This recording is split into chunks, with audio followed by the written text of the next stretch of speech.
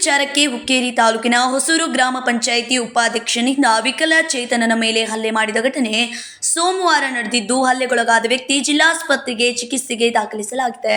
ಗ್ರಾಮ ಪಂಚಾಯಿತಿ ಉಪಾಧ್ಯಕ್ಷ ಕೆಂಪಣ್ಣ ಕಾಡಪ್ಪ ಕಾಂಬಳೆ ವಿಕಲಚೇತನನ ಮೇಲೆ ಹಲ್ಲೆ ಮಾಡಿರುವ ಆರೋಪವನ್ನು ಆನಂದ್ ಮಾರುತಿ ಕಾಂಬಳೆ ಮೇಲೆ ಮನಸೋ ಇಚ್ಛೆ ಹಲ್ಲೆ ಮಾಡಿದ್ದಾರೆ.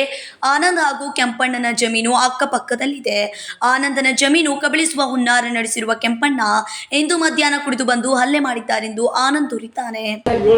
ನಾನು ಅರ್ಧ ಎಕರೆ ಕಾದ ಇಲ್ಲ ಹೊಡೆದು ಹೊಡೆಯ್ದಾಗ ಕೇಳಿದ್ರೆ ಹಿಂಗೆ ಬಿಡ್ಯಾಕ ಬಿಡ್ತಾ ಕಿಡ್ಯಾಕ ಬಿಡ್ತಾರೆ ಎಲ್ಲ ಹೊಡೆದ್ರೆ ಸ್ವಲ್ಪ ಹಿಂಕರ್ ಕೆಟ್ಟ ಹೊಡೆದ್ರಿ.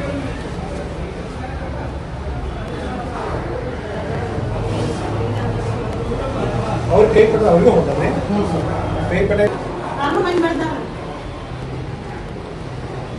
ಅದು ನಮ್ಮ ಹೊಲ ರೀ ಹಿಸ್ಸಾ ಅವಗೂ 1.5 ಎಕರೆ ಕೊಡ್ಬೇಕ್ರಿ.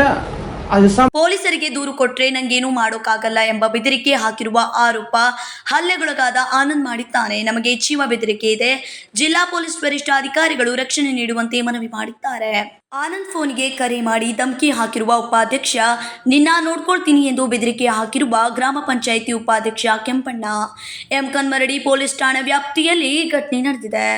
ಸಂಕಲ್ಪ ಶಿಂದೆ, ಕೆಎಂಎಂ ಕನ್ನಡ ನ್ಯೂಸ್, ಬೆಳಗಾವಿ.